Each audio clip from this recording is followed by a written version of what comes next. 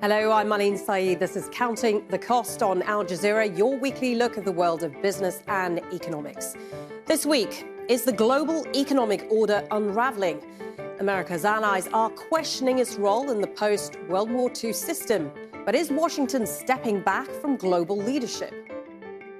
As the US advances its America First policy, China is positioning itself as a reliable economic partner. But is it a stable player? And can Beijing lead the global system?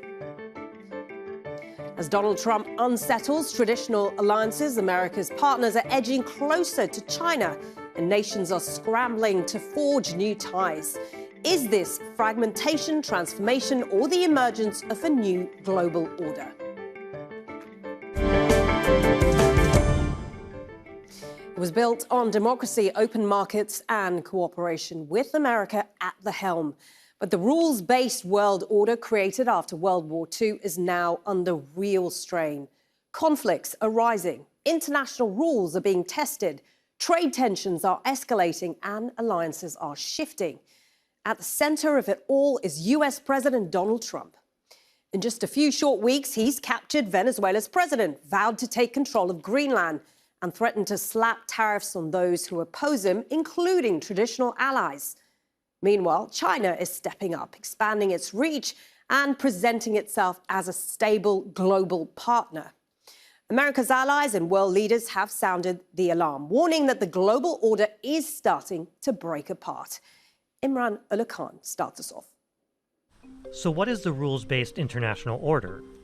It's a Western vision that rose from the ashes of the Second World War and was designed to put a stop to geopolitical competition that triggered the conflicts, as well as creating institutions that could help to rebuild countries.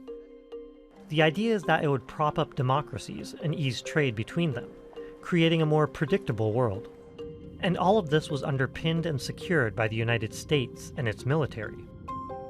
Institutions that embedded those values began to emerge, from the United Nations, NATO, and the European Union to economic institutions including Bretton Woods, the International Monetary Fund, the World Bank, and the World Trade Organization.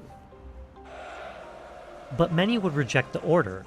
At the height of the Cold War, the Soviet Communist bloc established a system to counter Western dominance, including the Warsaw Pact and the Council for Mutual Economic Assistance. But this all collapsed in the 90s. Recent challenges are from China, competing world power with its own models, including the Belt and Road Initiative and the Asian Infrastructure Investment Bank. And then there's BRICS, an international model made up of 10 emerging economies, including Brazil, Russia, India, China, and South Africa, with their own financial alternative, New Development Bank. This is a major competitor of the G7, made up of the US, Canada, France, Germany, Italy, Japan, and the UK. But once a major player in the rules-based order, the US, under Trump's leadership, seems to be rapidly shaking the foundations that propped up this system. Imran Ullah Khan, Al Jazeera, for Counting the Cost. Okay, let's discuss this further with our panel of guests. Joining us from Los Angeles is William Li, Chief Economist and Managing Director, Global Economic Advisors.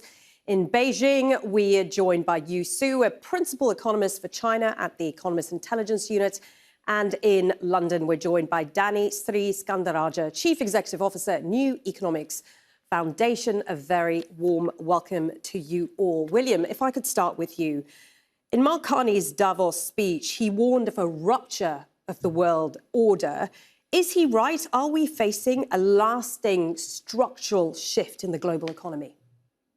Not at all. I think the order, the World Trade Order, as you call it, is recognizing that the world has changed, and that, in fact, he came up with a fantastic phrase. We are now in a situation where there's a variable geometry that's anchored by the US and China at both ends, and the world trade alliances are adapting to the needs to get the results that each country wants. And so instead of a one-rule-fits-all straitjacketing kind of order, it's a results-based order where each country and each set of countries can decide how to realign its alliances with the United States and China, the two largest economies in the world, that makes sense for its own citizens and benefits everyone. Danny, do you agree with what William has said? Do you think Europe sees it that way? Because their reliance on the US as a stable anchor has now fundamentally changed. And so now what replaces that? Well, yeah, I think William's right that the geometry certainly is changing, and Europe has to come to terms with that. But I think what's going on is that we're moving from, the bipolar world of the Cold War to a unipolar world that we've seen in the last few years, where America's size and oversized sort of role in the global economy is morphing into a multipolar world. And the big question is, as America's relative size declines, the American economy has gone from something like 35% of global GDP 40 years ago to just 25% and getting smaller in relative terms. How will the US continue to play that sort of role as an anchor in the global economic system, especially while the Trump administration, it seems to be acting in a very unstable way? Because the importance of the US economy in recent decades hasn't just been its size, but its stability and predictability. Markets and its trading partners and its allies, even its enemies, could rely on the American system to act in a fairly stable and predictable way. But in the last few months, we've seen that predictability is not there. And so lots of people, including in Europe, are looking at where they find that stability to base their decisions on. I saw you nodding your head to some of what Danny was saying. From Beijing's perspective, is this the collapse of an old system, or is this simply a long overdue rebalancing of power, if you like?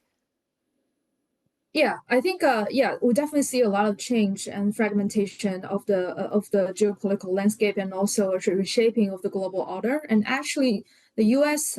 Being not predictable from in the recent years create China an opportunity to exert more influence in reshaping the global order. But I think the speed might be too fast, and I'm not sure whether China is ready to take an alternative role in terms of being a major influencer in the global order. But it definitely creates a lot of opportunities for China and also the middle powers to discuss and reset the global system that's originated and related to the rules-based global order originated since the Second World War. That's an interesting point you make there, that you say China is not quite ready to take on in that leadership role. William, if I could go back to you, the one thing I will say, the system post-1945 depended very much on trust. So trust in US leadership, trust in the dollar, trust in predictable rules. But now you've got tariffs, sanctions, financial tools, they're all being used as leverage. Does that undermine the trust that keeps that system from working? Not at all. As I said earlier, it's the results that matter. And the vehicles to get the results is what is being negotiated. And I think I object to the notion that the United States has become more unpredictable. President Trump has actually been very, very straightforward when he said, we're trying to do the best for American workers, and we're trying to do the best for our citizens. And we're trying to create a world of innovation where innovations can be spread throughout the world. His principle is we have tariffs to protect our domestic producers. But if you choose to, instead of importing goods into our country, invest in our country, invest capital in our country, you have a very low tariff barrier. And we welcome these investments because Danny, if I can come to you, I see you're really... that capital works best. If I could just come States. to Danny, I see you're really struggling with what William has to say. What are your thoughts? Look, it's very clear about what the Trump administration's motives are, but what that manifests in is a huge range of unpredictable outcomes for the rest of the world. So, the volatility with which the administration is whacking on tariffs, the unpredictability of US monetary policy, that's the unpredictability that's the problem. And at its heart lies a fundamental political change of direction, I think, because for decades and decades, the American view was what's good for the world is good for America. And by propping up a global economic system, America benefited. What seems to have changed, it feels like it's America first now, and it doesn't necessarily matter about what's good for the world or good global trading order. And that's the fundamental shift coupled with the unpredictability of those outcomes that I think the rest of the world is grappling with.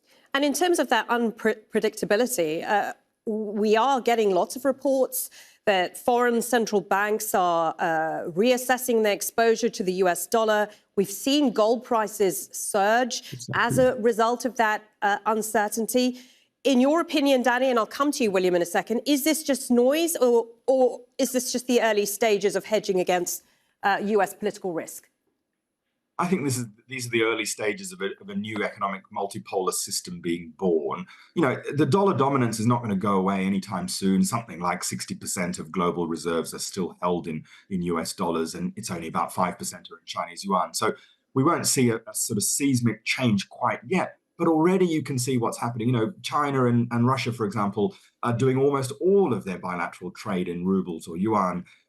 You know, India is paying for its Russian oil in rupees and sometimes using yuan. Brazil and China have a yuan and real type deal. So you can see that the importance of the dollar is already starting to be chipped away at, and that's going to have some profound implications for the global economy, but importantly for the US's role in the global economy as well. What do you think about this? Because we've long had China criticized the dollar dominance and US financial power. So how does China see this?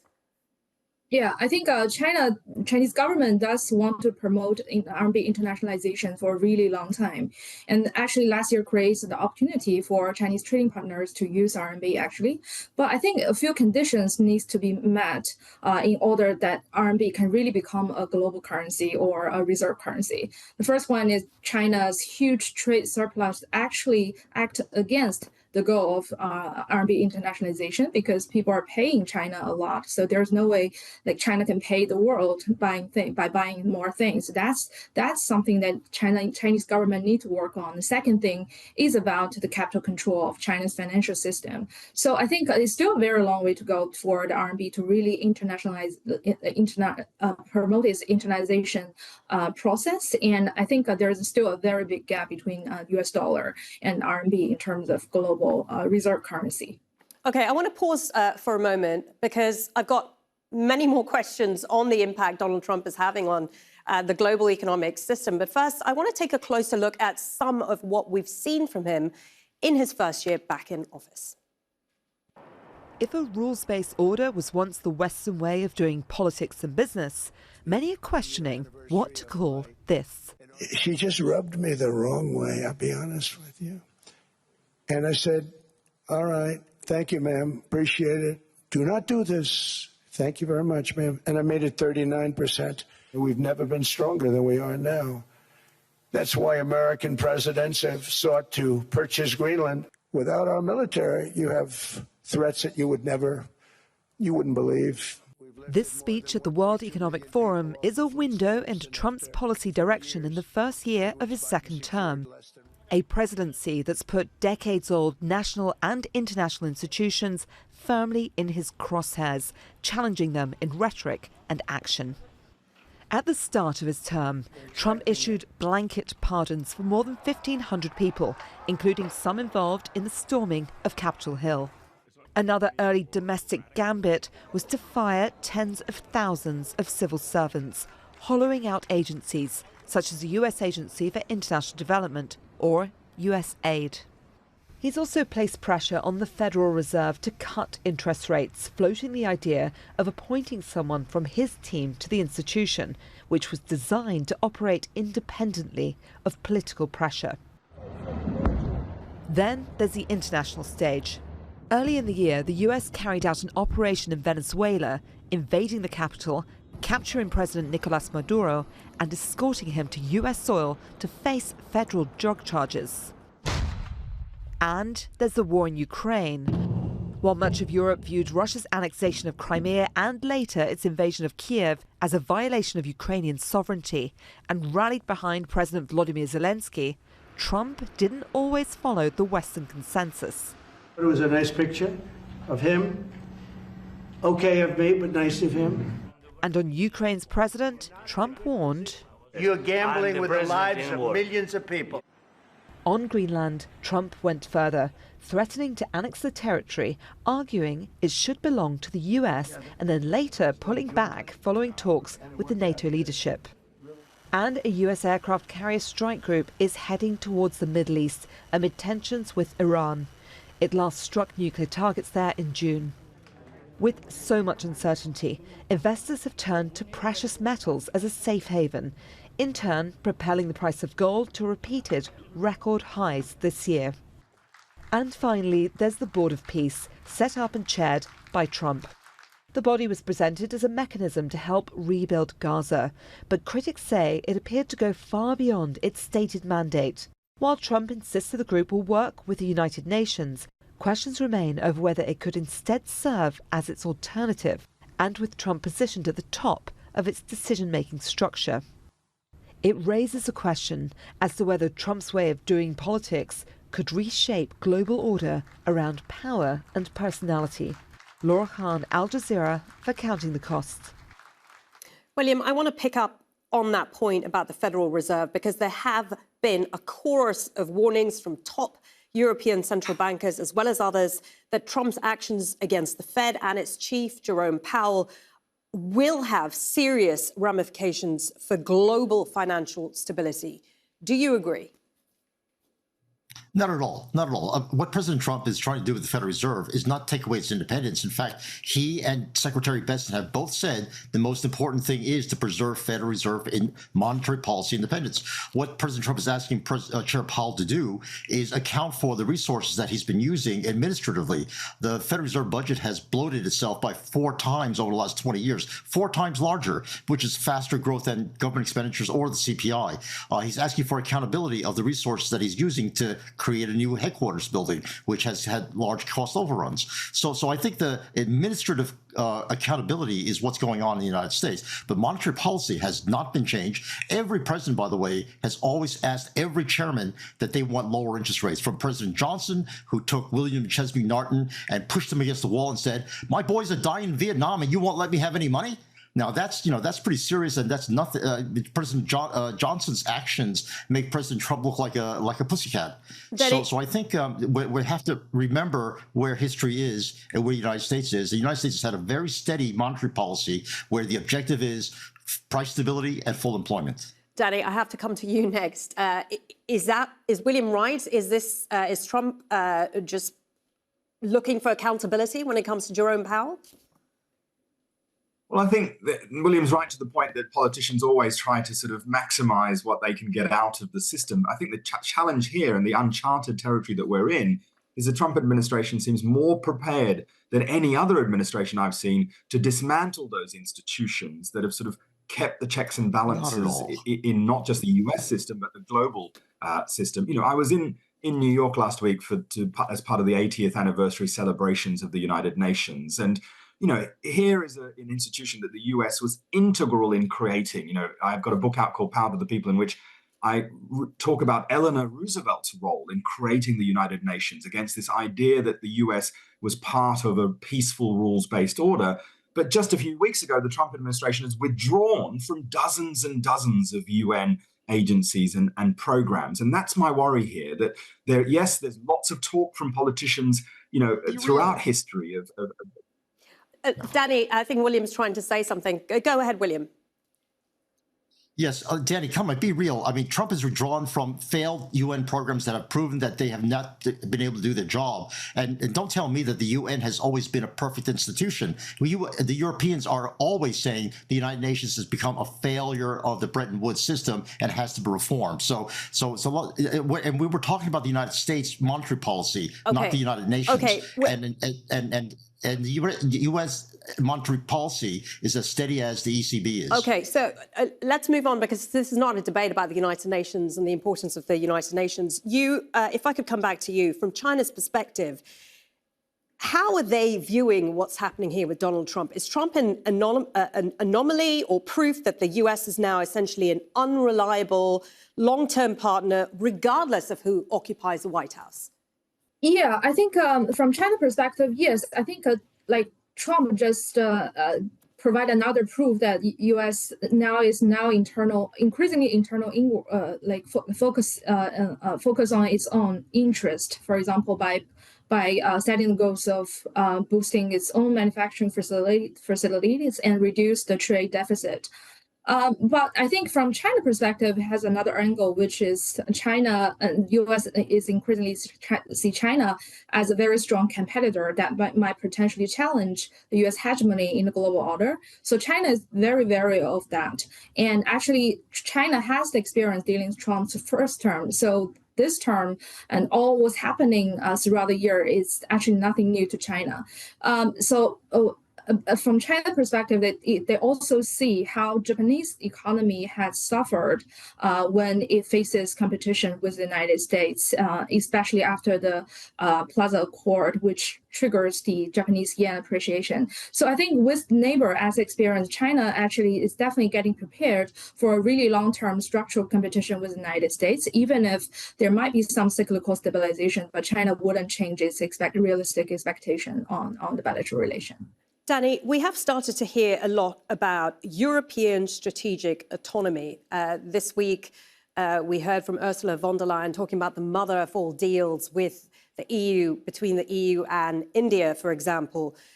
How much of this is rhetoric, good PR, or are we seeing real measurable steps now away from the United States? Well, I think in many ways, Europe has the most to lose from the sort of the change in the global economic order, because for decades Europe has relied on the US for all sorts of things, not just the stability in the economic system, but financial aid in the early years after the Second World War, and military and defense support. The US is integral to European security. But I think as every week goes by now, European leaders are discovering that they can't necessarily rely on for economic or defense partnership, and are having to sort of strike their own way. It's not an accident that the UK Prime Minister Keir Starmer, for example, is literally in China as we speak and has been holding very high level meetings, and it is part of Europe trying to find its own path in an uncertain world. And are they going to struggle with that, though? Because while Europe has scale, it's got regulatory muscle, it relies on its rules and its institutions and its regulations. It's integral to Europe. How well is it equipped for a world where speed and coercion matter more now than rules? Well, I think that there's definitely lots of elements of struggle. I mean, let's take the military or defense as an example. Europe relies incredibly heavily on the US, not just for stability, but even for procurement. Something like the UK, again, take, for example, 86% or something like that of UK defense procurement overseas comes from the US. So as Europe increases its military expenditure, it's looking to US companies and suppliers to provide that. And those supply chains aren't going to change overnight. So there's an example of how things are changing. But if we focus on the global South, for example, we shouldn't forget that there is, in amidst all of this turbulence and uncertainty, there may well be opportunities for smaller or poorer countries, in the sense that they've got many of the resources that the world needs. William, if I could ask you a quick question about Canada, because obviously we've had Mark Carney stand up for Canada. For countries like Canada, who are deeply integrated with the United States, but of course, under so much pressure, how realistic is it to expect them to reduce their exposure to America? I think the United States and the president has encouraged the Canadians to make their own deals with China and the rest of the world, and the fact that he was able to trade some seeds and seafood for a few electric cars sounds like a good way of diversifying his trading partners, and I think the United States certainly is very much in favor of that. But 85% of the trade exports coming from Canada goes to the United States. Our supply chains are completely integrated. Canada has one of the highest standards of living in the world, certainly one of the highest in the G7, because of its integration with the United States. And I think that will always form the basis of our very much mutually dependent relationship. But certainly diversifying their trading partners, diversifying to China and Europe and the rest of the world is something that will just strengthen this association between the United States and Canada. I want to get a final thought from all three of you, because this discussion has just whizzed by. If I start with you, Yusu, if you had a crystal ball, what do you think the global economy would look like 10 years from now? Yeah, I think the global order, the geopolitical landscape is definitely going to be much more fragmented. So we have this is shaped by the competition between the two major powers, U.S. and China, but also because of the middle powers are now becoming increasingly aware of building its own strengths and rely on themselves. And also, I wanted to highlight the technological progress, especially related to AI application diffusion, is also going to reshape the world. And I foresee some increasing disparity between countries and countries because not every country is ready to adopt AI. So I think the global order and geopolitical landscape and also economic landscape is becoming very much fragmented. And you're going to see some countries that benefit in the geopolitical shifts and potentially soft decoupling between U.S. and China because the supply chain extension. And also you will see countries that suffer from not being able to adopt the AI technology and lose and lag behind in terms of technology progress. We have about a minute left, so if I can put the same question to you, Danny. Yeah, look, I think the important thing to recognize is the globalization genie can't be put back in the bottle. And so even though there is all this uncertainty about, the sort of polarity in the world, things like capital, data, ideas, culture are moving, incredibly fast across borders. And so, the other big question for me that historians will ask is are the actions of the Trump administration, speeding up or slowing down America's relative decline in the global economic terms? I think what they're doing is actually speeding up American decline, and that's what we'll see over in 10 years' time. I presume you're going to disagree with that, William. I think the results-based order that we're going to see in 10 years is one that's characterized by more flexible relationships, hemispheric security, and economic prosperity, in part because of the trade and technology that's going to go on. And technology will shape the basis of the new results that the alliances will forge itself around. Many thanks to all of you. Fantastic to hear from you. William Lee, Yusu Danny, Sriskandaraja, thank you. And that is our show for this week. You can get in touch with us on X. My handle is @MarleneSaeed. Make sure to use the hashtag AJCTC when you do, or you can drop us an email. countingthecost@aljazeera.net is our address. There's also more online at aljazeera.com/CTC. That will take you straight onto our page, which has plenty of individual reports, links, and entire episodes for you to catch up on. That's it for this edition of Counting the Cost. I'm Marlene Saeed from the whole team. Thanks for joining us. The news on Al Jazeera coming up.